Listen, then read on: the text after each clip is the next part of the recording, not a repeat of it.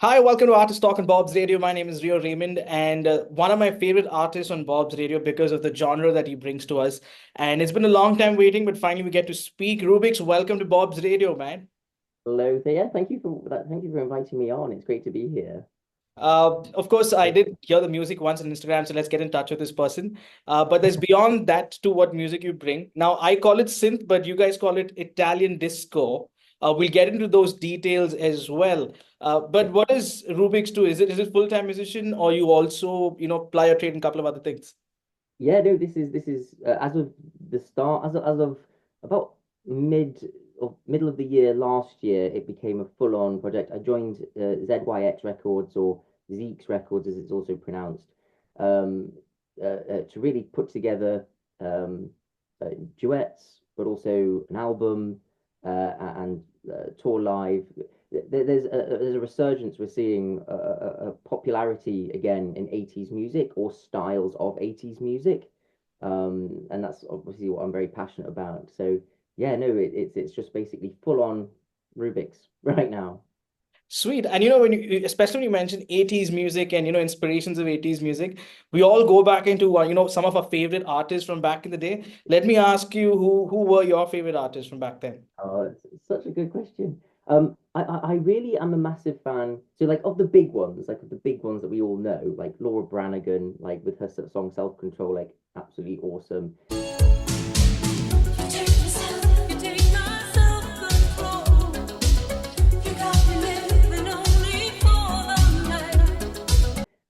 I really like Fancy. So Fancy's like not as well known, um, but his music I still like just put on even day to day.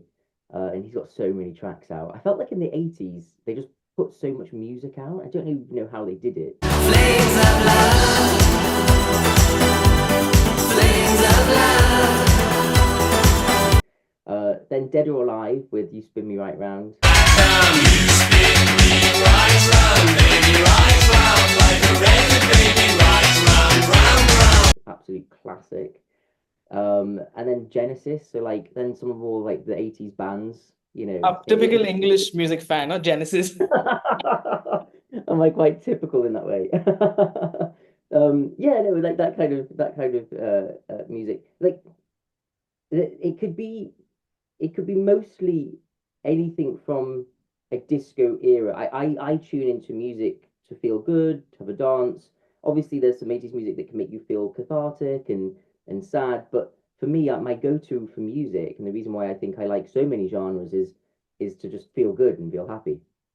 Like you just mentioned, what was it about the 80s that they had so much of music being put out back in the day, but also so distinctively, it was the sound. It was so synonymous to the era of 80s. Like you think of synth today, it takes you back into 80s. Like even if you say Italian disco, it does take you back into the 80s because I find this genre of music like a time machine.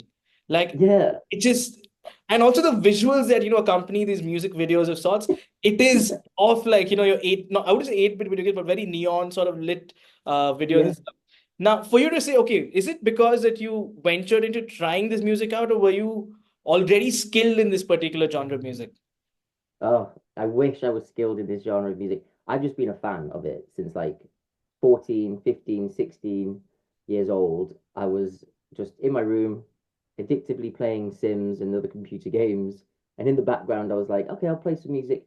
Uh, Logged into YouTube, which was like, we're talking like 2006 now. So YouTube was really basic. Fresh. And the algorithm, I don't think they even had an algorithm. And I just stumbled across some music that was uploaded from an Italian YouTube user, and that's when I started hearing this kind of it's got a certain beat to it, and a certain synth, and then some kind of Korg synthesizers to it, and I was like, "What is this?" And I felt like I could play my games whilst listening to it, and I was hooked, absolutely hooked. And it was not until like over 10 years later, um, I thought, I wonder if I could actually skill up and create something for a genre of music I'm so passionate about. Um, and then another 5 years goes by, and then I'm like, okay, now I'm ready to give it a go. And I teamed up with a really awesome I'd say high energy Italo disco new generation style artist called D White from Ukraine, and we made a song called Atlantis. And I just basically got to see how you even make a song like this. It's so not simple. This is what I've always said this, and I know I've just gone off track here.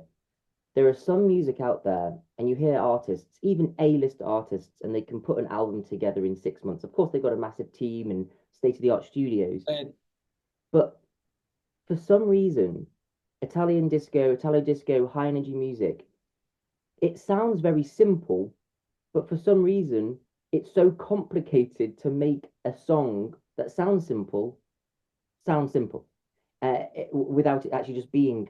Otherwise, it just doesn't sound correct. Because actually, in an Italian disco song, there's so much going on. If you When you hear it, you're taking, oh God, I can hear that over there and there, and all working together to make what sounds like a simple melody.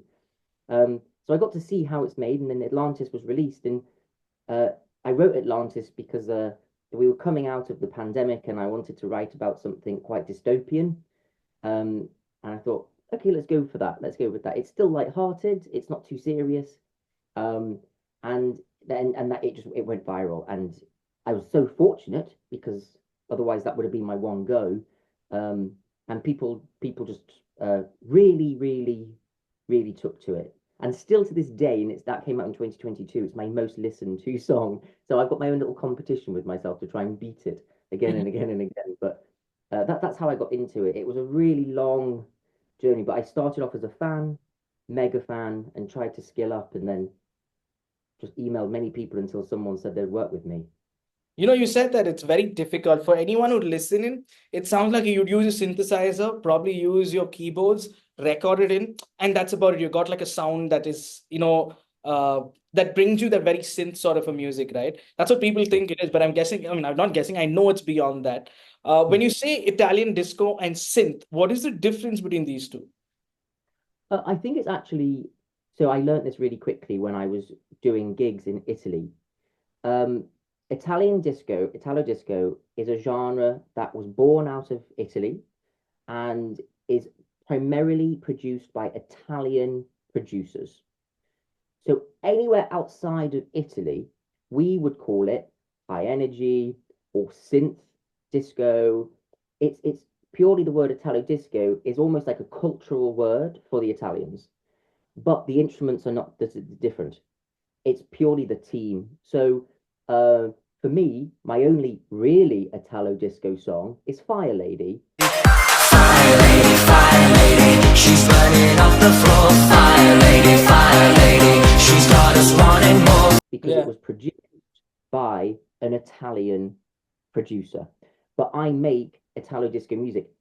But to an Italian, they will not consider it Italo disco if it's not from the heart of Italian Like producer. there's If some that, Italian reference to it, like there is Italian elements to it.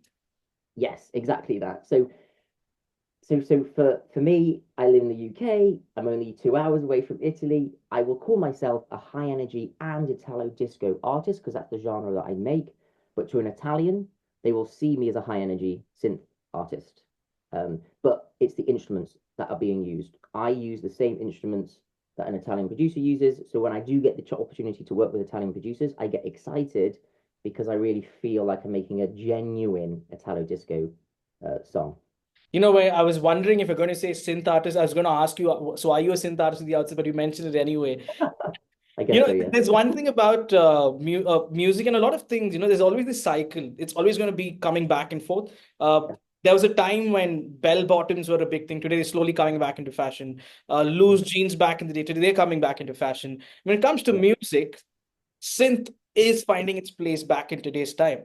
And you could see that not now, but at least over the last decade or so, slowly coming in. But now it's Mm, making a solid impact in how music is being consumed, with a lot of yeah. synth elements coming into play. Yeah.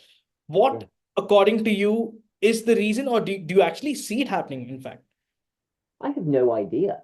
Like, I just think, in a way, humans, wherever we are, we get bored, and then a couple of years later, we're like, yeah, we like it again. Like, I just think I think we're just really simple.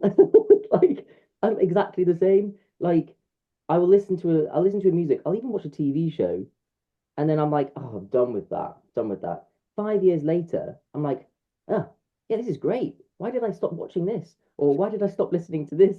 I think it's just human for us to go in these cycles of, oh, rave, high tempo music. Oh no, a very melancholic era. Oh, 80s, bouncy, like disco. Yeah, yeah, we all want to dance again. I like fashion, like you just said. Skinny jeans. Oh yeah, it's all about being as tight as possible. Oh no, it's all about being loose as possible. It's all about wearing sunglasses indoors. It's all about wearing sunglasses outdoors. Like we're just all so influenced and just so natural. And that's what I quite like about that because no matter where you go in the world, you just are you're just another human that is just going through.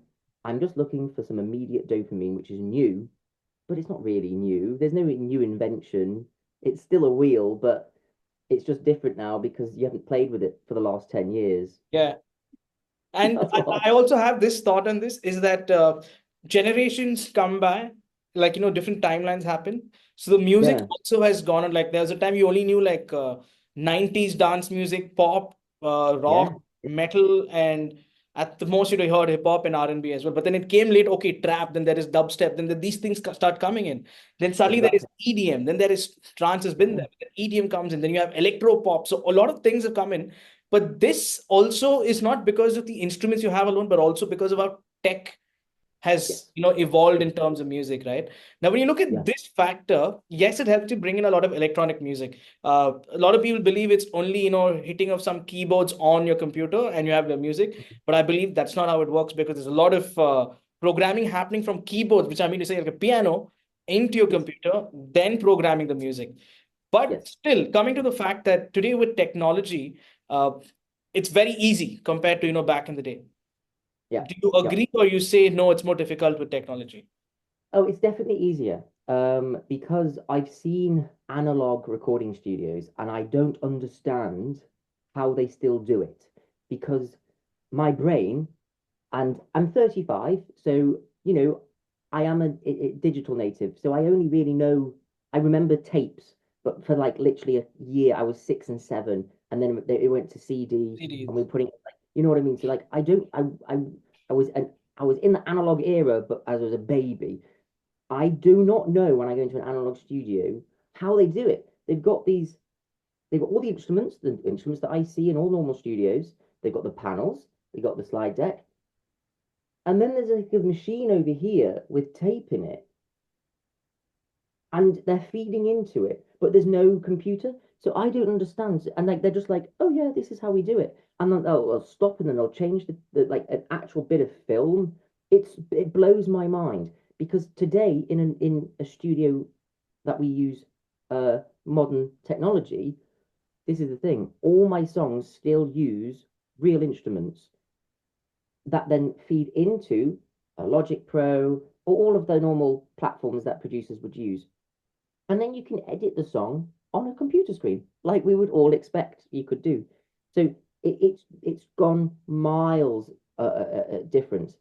I would say in the quality of the sound, sure, it's improved, but there's something nostalgic about the sound of an analog song. I would say the only really benefit here is it's allowed more access to people to even get involved in music, which is great because it's an art and it shouldn't be excluded to anybody. But I think it's the speed. It allows faster turnaround because to put a song together with manually with your actual hands, as in cutting things together, as opposed to using a screen and using technology to help, obviously changes the speed of putting music out. Um, but it blows my mind. But if you were to see my producer studio's studio, uh, and I can send photos, there's 3 walls and there's 8 keyboards and synthesizers on every single wall and he's around them and he'll play and he'll layer it up as it's going into it's I was like I didn't know you did this. I just thought you programmed the music and he was like no. And there's another guy on Instagram I'll send you a link to. He's amazing. He actually goes live on Instagram surrounded by uh all his Wow. keyboards. It's fascinating. When you mentioned about how the sound of analog is so crisp and beautiful, I Yeah. can't, agree much on that, because I've heard like a vinyl being played on a gramophone, the old school radio players and gramophones. Yeah. Wow, the Yeah. quality, the crispness, Yeah. the clarity is next level, Yeah. right? It's not like I'm saying digital is bad, but when you listen to one, you actually know the quality of it back then and now. Definitely. But again, today, if you look at it, it's more cost effective to go digital than to go It is. into vinyls, as much as it's more like a niche that you want to own. But for you Yeah. as an artist, you're also on Bandcamp. Hmm. Yeah. When you look at putting out music out there, you're only selling your music digitally, depending on how people consume, and not Hmm. how back in the day how people bought an album of sorts. But today, like Yes. with Bandcamp, you are able to do this as well. But when you weigh these two things together, putting your music out on Spotify, on YouTube, and then you have Bandcamp, something like this. Of course, not many know about Bandcamp. The kind of audience that these people have and the kind of audience that Bandcamp has is like day and night difference. But if you have to Yeah. measure these things, where do you think it stand? And as Rubik's, what would you prefer, to be on a digital printout over there, or to be on an Mhm. analog medium? So I love that because what I do is I have conditions. So I do have vinyls uh, for the every odd song, um, and Eventi Records was the first label to say, okay, we will create a vinyl for your song Heart in Two, and they were nervous. They're an Italian disco record label. It was co-produced with an Italian disco producer, but they were like, are we going to put Roubix on a vinyl? And they did. They took a gamble, and it did really well. So it effectively it sold more units than they were expecting. And I was like, great, because it's a risk, right? Physical media, it's expensive, but you're right, it feels different, it sounds different, and it makes, I think, me as the listener to any vinyl record, I feel more connected to it than a Spotify will ever let me feel connected to a song. Um, so we did it again. We released Fire Lady on the vinyl, and that absolutely went crazy. And it is in stores all around Europe and some US stores. And I was like, what on earth is going on here? Because I'm a new artist, but I'm allowed to be on vinyl and people are buying it. That shows that there's a mentality that people still do like vinyl records. Um, and then there's about to be, so I guess I'll just tell you here, there's about to be a new vinyl that's coming out of a song called Future Brain, and the record label is doing pre-orders at the moment. Um, and that's just it for me. I'm very passionate that I will really only want to work with a label that will allow my music to exist on physical media as well as digital media, because personally, as much as I love digital media, you're right, physical media is different. And did you know that if you listen to a song on a vinyl record as opposed to a digital record, on the vinyl record, you're hearing the song closer to what they recorded in the studio than what you hear on a digital version. It's marginal, really, really marginal. But that's why I think when I also listen to music on the vinyl, I feel like if I were to close my eyes, I am closer to being in the studio with that band than I could be if I closed my eyes listening to a digital render on Spotify. I That's can't, really.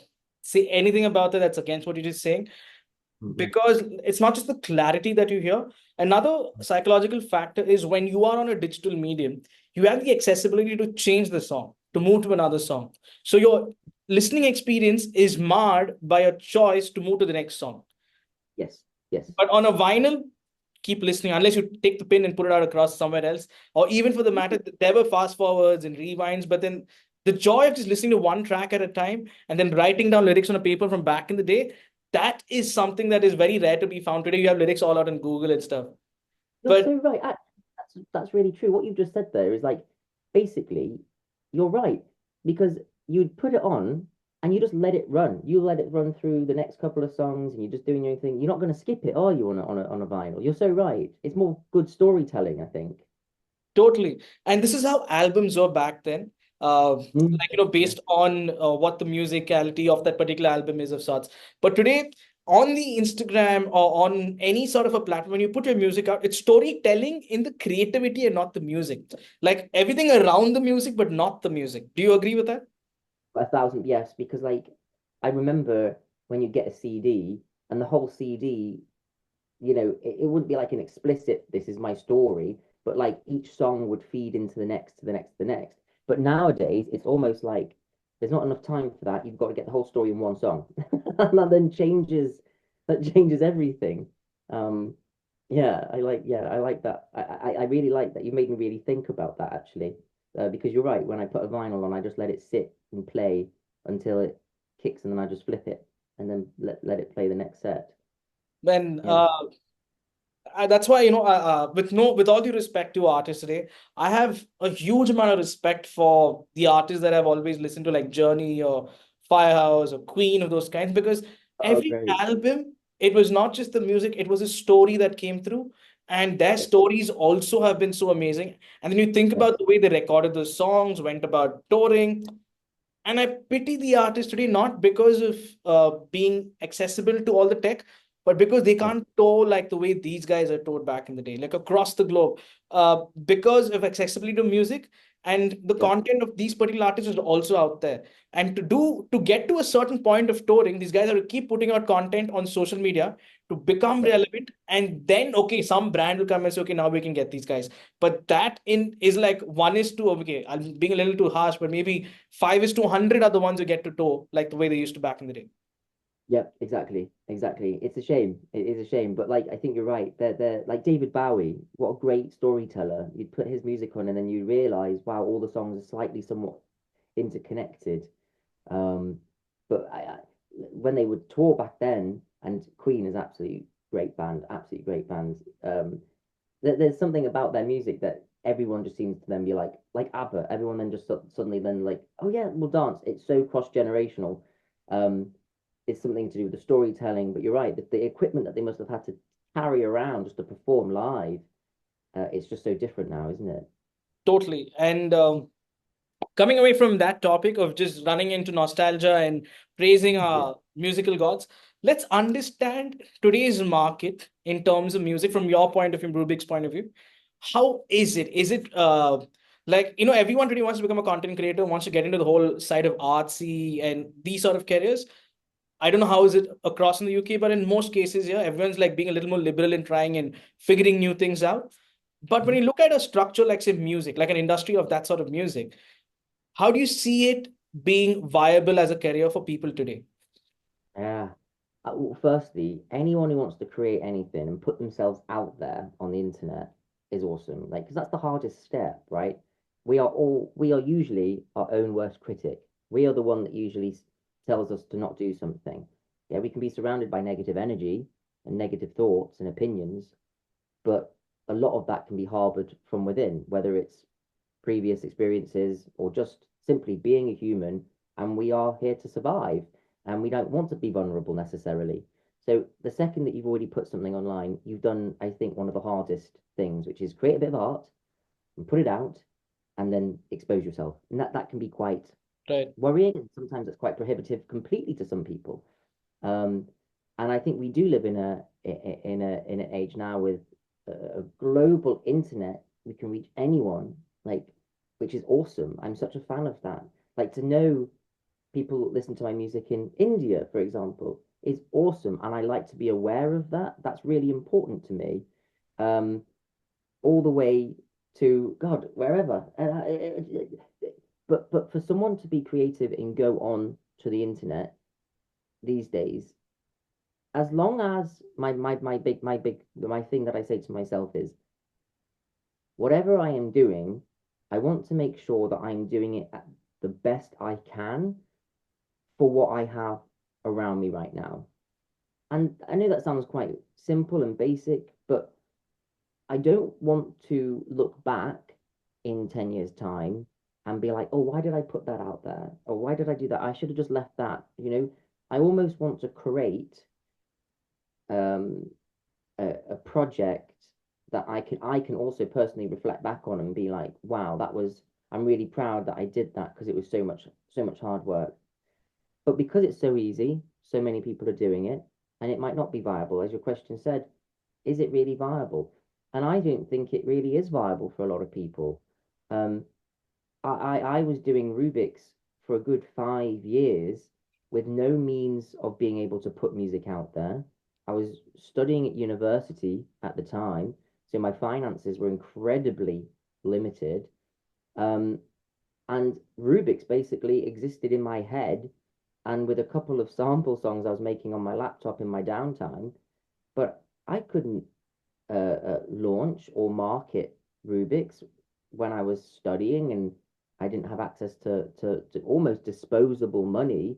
Um, and then it was only really after I got signed, it became uh, almost like, say, an opportunity where I was able to really develop music, and there was another side of it that would then we would be able to collaboratively work together and say, how do we want that to reach the world now? How do we want that to exist?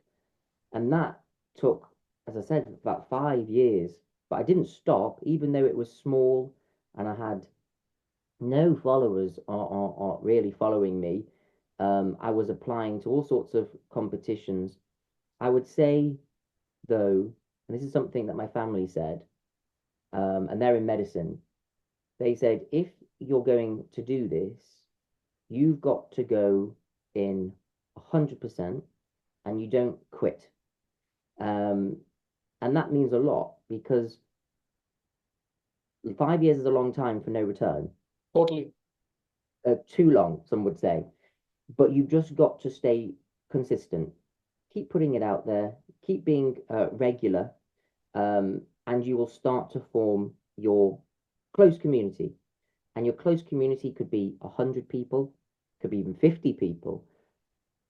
At that moment, when I was able to start thinking, actually, I have regular comments, I have regular people reaching out to me, regular listeners, I invested purely just in my core community. And the people who followed me from, gosh, for like now the last 7 years, they know who they are because when they make posts and stuff, I see them straight away. I know exactly who they are, and they are dear to me. They are so important to me. And I see new ones coming into the community, and we talk on Instagram chat because that's what I'm trying to do. It's just trying to create a community around this music. It's not about um, anything more than that. It's about, have I created something that you really like? And if you do, awesome. I would love to hear your feedback. That's really important to me because there was 5 years of that where I didn't get any of that. So uh, Persistence is key. yes, that's exactly it. So my short little statement is just be consistent with your art and believe in it. And sure, maybe sometimes we need downtime, but just yeah, consistency I think is And the rewarding. audience is understanding today as far as synth music. I'm going to call it synth. I know you want me to refer as Yeah, high yeah, energy music. Synth pop. But how is it in terms of the audience's intake as today, this genre of music? It's blowing up. It's absolutely blowing up. As I said, I never ever intended to be a top 40, and last year I was top 10 in specific synth charts, and I was top 40 on the Kiss FM charts. Um, there's been others as well in Germany and places like this. This is ridiculous to me. This is mad. This is it shows though that synth is currently in a moment where people are actively seeking it out and wanting it to perform live. Oh God, that was nerve-wracking. That was so nerve-wracking. I was backstage and I was like, I didn't ever think this would ever happen. And you know what was really cool? And I don't know, I told my friends this, and I'm just going to tell you on a radio show. But it for me, I was on the stage and I was singing, and I could hear. It's really hard to hear on the stage your own voice, but I could hear the audience singing Wow. with me, and I was like trying not to like. I felt really joyful of it, and like I was like, so there's a moment, and someone's caught it on a camera, and they uploaded it to Instagram, and you can see me where I look to the side, and I'm almost wanting to just like, I don't know what that moment was, but I felt so, God, I'm so connected right now, and it felt like a lot, and I just basically loved it. Synth pop, synth disco, all of that genre, it's just really in right now. And I think people are wanting to feel up, feel happy, and have a dance. It's been quite a serious few years, and I think there's a reason why people are wanting light-hearted, fun music right now, and to be part of it is just really, really, really cool. Could you tell us the song that people sang along? Yeah, it's called Heart in Two. Oh gosh, so there was a few songs, and then it was Heart in Two, and this was in Italy, so it's considered an Italian disco song because it was produced by an Italian guy, and uh, and then it starts off and it's like, but the chorus, I wrote the chorus to be catchy, and then to actually be on a stage where people are then singing it back, I was like, what? And on TikTok, there's a line dancing group. Do you know what line dancing is? Yeah, yeah, yeah, yeah. Like line dancing in Brazil, and there's like 80 of them in a big arena in Brazil somewhere doing line dancing to Heart in Two to the song. And they tagged me in it, and I was like, this is insane. This is so cool. So I like, well, thank you so much. That looks really good. That looks really good. But I just was like, it it's it was yeah, it's phenomenal. I just don't, yeah, it blows my mind. And all I'm gonna do is 2025. I've got my head down with ZYX Records. We've got some really cool things coming out. And more surprises. There are some surprises as well. We're Uh, looking forward to it because I remember you asking me about an Indian a yes, song that you try to sing in Hindi, and yes, you asked me for some, feedback on that, and that I'm looking forward to as well. That I'm yes, going to exactly. come in sometime. Now, let's Yes. understand from an artist point of view, what is it like to have your music on streaming platforms and YouTube? Monetization wise, how is it? Yeah, so now I'm with a label, that's all taken care of. I don't see any of, I do see that, but I see it compiled in a different way. Um, for me, so, but before I was with a label, I was so focused on the numbers, and I think that wasn't really a good thing to do. Um, Instead, I would just talk to people and be like, was that the right thing? Like with you, when I said to you, I'm thinking of doing a song in Hindi, because the audience that listen to me there, it's like a gift. I want to do something. I want to do anything I can. It's more of like I'm gonna talk and get that kind of feedback as opposed to zoning on the numbers. But it, it's different. Streaming is just important to get your music out there and be accessible to people who don't have, YouTube or vinyl players and stuff like that, or CD players. So I'm very pro it. I think it's fantastic. Um, You but know what I'm going yeah, to do? I'm going to make yeah, it a little exciting for you. There's one of my favorite artists from here because, again, of the genre that you are in and they're in as well. They're called yeah. Tron 1982 and they're from my hometown as well. Uh, Okay. you should check them out and I will connect the two of you and see what collabs can happen so that you guys can have your music collabed on our station again. Oh my God, that would be brilliant. Yes, please send me their handle or whatever, and I'll I'll definitely to understand from an artist point of view, we know you're there on Bandcamp to sell music as a physical copy as well, and also on streaming platforms. To understand from your point of view, how is it in terms of monetization?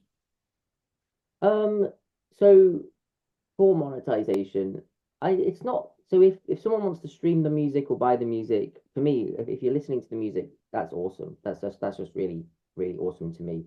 I would say, coming to see me live, getting like the vinyls and stuff, that actually is really important because that says to the labels and the people that put money into the project that help me share my art that it's wanted, it's desired, and that then helps keep everything moving. But without the label or with the label, I would still be doing this. That's like categorically it. So, if I was to ever lose my labels or whatever, then I would still be doing this. I have to. It's just something within me. There's something that I want to actually mention here is that when you spoke of, buying the music Mm. and buying the vinyls of sorts, it's a great thing for an artist to look at certain things that way. But we've come to a certain time where accessibility to content or music is more on a free level. Like, you don't have to pay in many cases. And there are hacks to go on to, get music for free as well. So when you do certain things when you think of certain things like this, do you think you will be able to achieve a larger goal if you set for yourself? Like, say, if not a million, but at least let's say I want to have 10,000 copies of my vinyl sold. And Mhm. globally, because distribution is another thing today, because Yeah. there are very few vinyl making companies in the world compared to back in the day. And Yes. to have the distribution go from one country to the rest of the world, that's quite tedious, right? So when you think of all of these things, does it hamper your thought as a musician, as a producer? No, in a way, this is what I find exciting. So my first ever vinyl that was released, well, there was 300 copies. And that was nerve-wracking. I was like, God, that's a lot. The second was 900 copies plus another 400 copies because it did really well. So they printed some more, right? The one that's coming out this year, Future Brain, there will be 2,500 copies that will be printed with like 100 special edition blue ones. And they're all 12-inch. So in my mind, I'm thinking for the people who got one of the first ones, um, which I believe is Fire Lady, uh, or Heart in Two, I'll have to check. They're holding on to vinyls that won't be reprinted that are now really rare. So I've had, I would say not a lot, but under 10 messages from individuals saying, I want to buy that record, that blah blah blah. And I'm like, I don't have any. They're all gone. Check Discogs or eBay or something like that. Um, so the big risk now is the next song that's coming out is going to be 2,500 copies because it's going to the distribution network is going to be sent across more countries. Right. But I'm still nervous because that's a lot of money going in to print these vinyls, and then obviously, hopefully, people want them because you can't take them back, obviously, after. Uh, so for me, it is exciting in a different angle, which is every time we put a new song on a vinyl, we increase the units, and they're selling out. But this year, I'm scared because we've got this one, a single and a special song on 2,500 units. But then also potentially, I've got my first debut studio album coming out later in the year that will also be on vinyl, which will be more units. So I'm just like I'm nervous in a different way. Not the money side of things. As long as I get to do my art, that's the most important thing. I'm almost kind of like, oh gosh, the risk. I don't want to let people down. I don't want to let the fans down. I don't want to let the people who've invested in me down. I just want it to be harmonious. And obviously, things in the world aren't usually things that usually go to plan. So I'm just wondering, oh God, what's going to happen?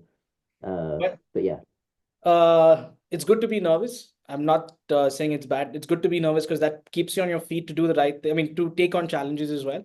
And yes, now let's come to the song of the day, the song of the hour that's going to be releasing. Stockholm yes, to London. I've heard it. I yes. mean, I can never hate any synth music. That's one side of it. Uh, Let me ask you, how did you go about this process? So I got my fans. I am the fan, sorry, of 80s music, and I got my little list of bands that have impacted me. Uh, that I've always wanted to work with. Number one was Fancy, and we were able to do that song together, Faster Than a Bullet. Um, De Blanc, which we were able to do Heart in Two together. And there's a lesser known, because they're based in Sweden, band called Runu. Um, and they had a hit in, I think it was 1984, called Erotic Girl. And it blew up and it was on vinyl and they were performing live. And I still listen to that song today. I love it. It's catchy. It's awesome. And I wrote out to them and I just said, hey, look, guys, you don't might not know this. I don't even know you're still active. But yeah, your song Russet Girl impacted me so much. Uh, if you are still active, I'd love to write a song for us to do together. And they reached back and they said we are back together, or they've been together ever since. And I wrote the song. I wrote the song about an erotic girl relationship from Stockholm to London. So I kind of like played to the You original song. you intertwine the old to the new. Yeah, but the songs are completely different, but the story I think is still there. So when I then said to them in a Zoom call like this, they were like, "Oh yeah, let's go for it," and then it just took on its own uh, project. It just became really catchy. I like to think it's like synth synth Italo disco meets ABBA vibes. Yes. It gets stuck in your head, and they're all so wonderful. And then we thought, with the energy that we all had around it, we were like, let's make a song. And then ZYX were like, we're gonna have it, we're gonna release this. Um, yeah, that's gonna be wild. I'm really excited. I'm as excited as you are to play it on our radio. And Yeah, great. any new synth music, it's like, I mean, it's very cliche to say it's music to my ears, but I would just say it's sweet when I listen to synth. But now let's come down to understanding Rubik's. You know, you have like a future set fee for this year, like an album of sorts coming, and you've been great with collaborations as well. Do you think to grow, to be sustaining in this particular industry today, especially, you've got to make collaborations? Um, so for me, collaborations at the moment. So I've got two other huge collaborations coming out this year as the same style, same big as Fancy. And I'm so excited that they've said yes.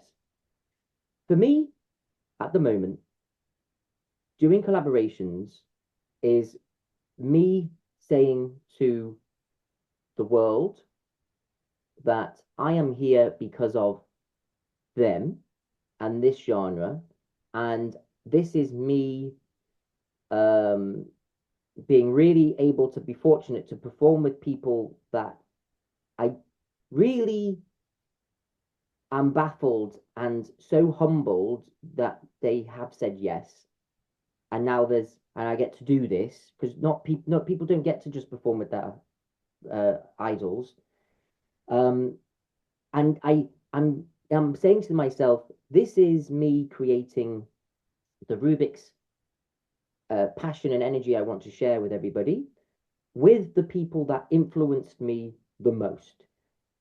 And I'm hoping that then crafts a uh, a Rubik's that then, when the album is finished, people will hear the influences I have had to becoming a new generation synth Italo disco high energy artist.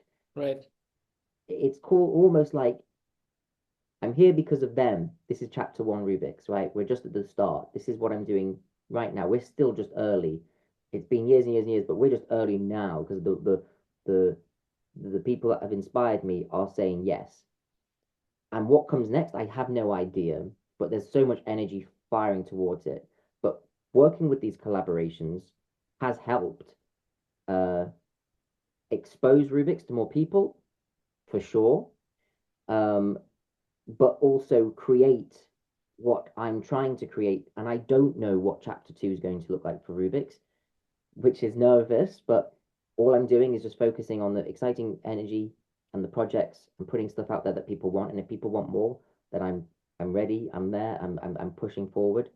Um, but yeah, as you can tell, I'm not being eloquent in my answer because I don't know why That's okay. how That's I've that's ended up in this position. that's absolutely fine because we human, as much as we, want to have like a higher vision of 5 to 10 years down the line, we need to focus Yeah, one day at a time. So it's absolutely fine. And as far yeah, as music consumption is concerned, let me tell you, just like me, there could be thousands out there who want to listen to your music. Uh, yeah. and for you to pull what you do, commendable, man, what you do in terms of your craft. And Thank you. also to understand, I keep coming back to tech again. Like today there are platforms or websites or places, brands that actually help you create a song from start to end, from scratch, with just Mhm. prompts around.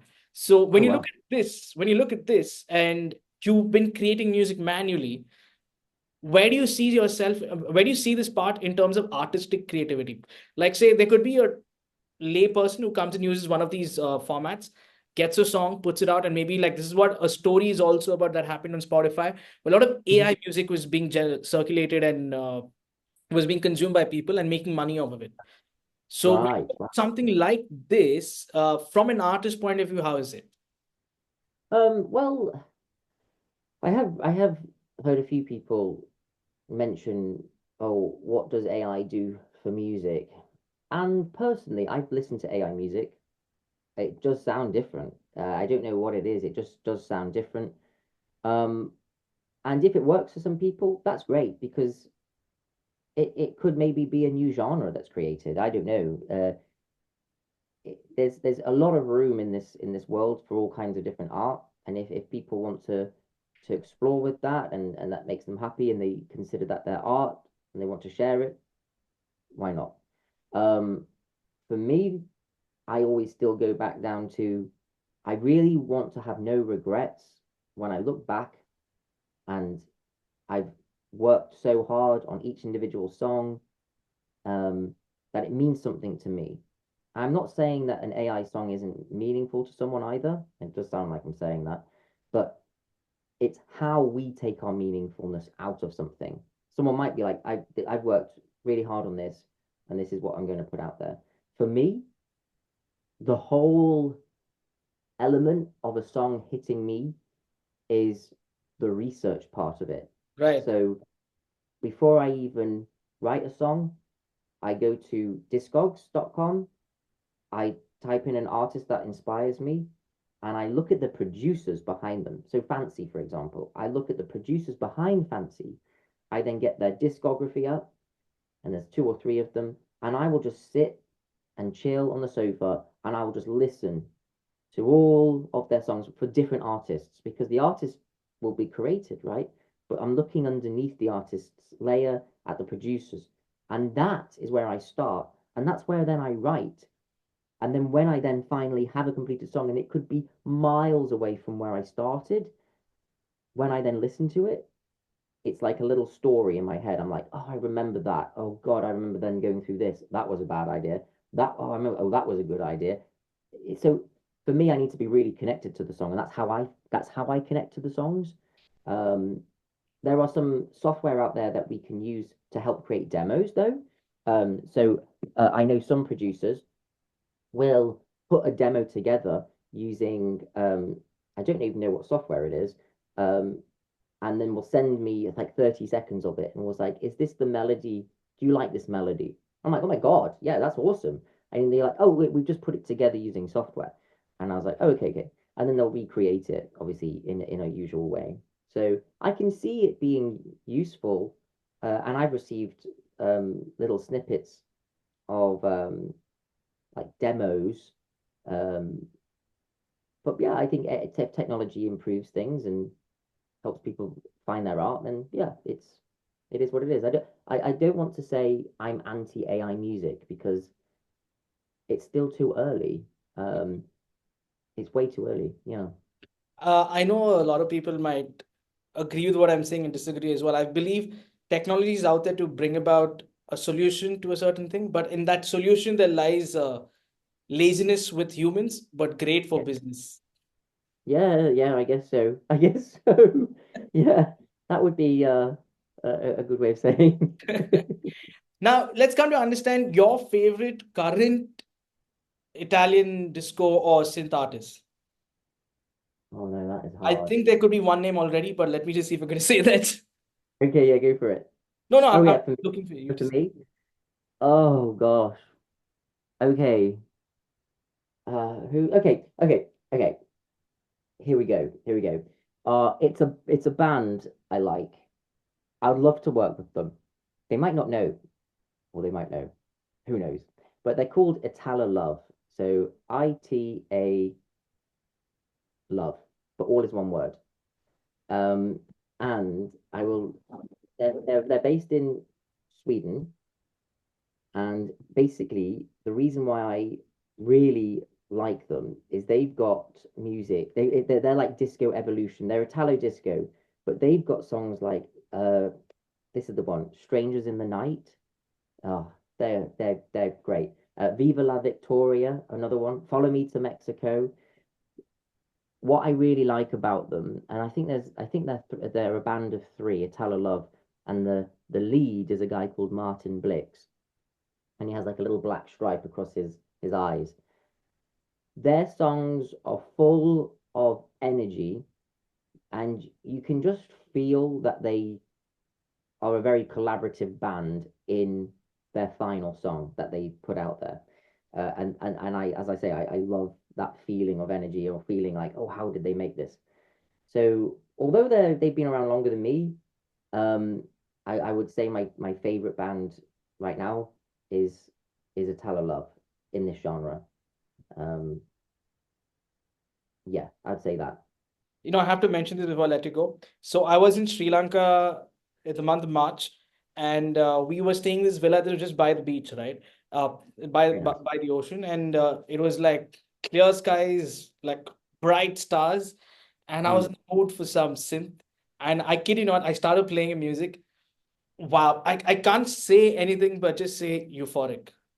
No way. Did you play Summer Love? I Um, had Fire Lady. I mean, your music, I'm saying. I had oh yeah. Fire Lady. I had Atlantis that time as well. And I Oh, was very nice. just like, everyone like, bro, are you all right? I said, I'm all good, man. I love this music. And There's some songs like that. yeah, and from then it was just like, I got all my friends hooked onto synth and to your music. So Oh, so okay. some of the streams that you get is because I Yeah. pushed them to listen to synth as well. So That's thank you brilliant. for the music, because I keep looking for artists with synth, because you don't get real synth artists, but you get integrated synth in different genres. So Yes. thank you for doing what you do. And we're looking forward to a lot coming from Rubik's through this year. And Okay. I also want to tell you, you're going to be the artist of the week for next week uh, No way. on the Oh, stage. brilliant. You will be. And I'm going to get in touch with you and tell you what the deliverables are on that. And yeah, man, No, looking forward to everything from your side, and all the best, bro.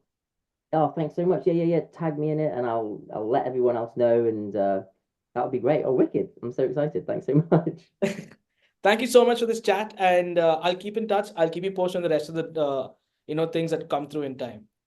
Brilliant. Great. Thanks. Have a nice Cheers. one. Bye.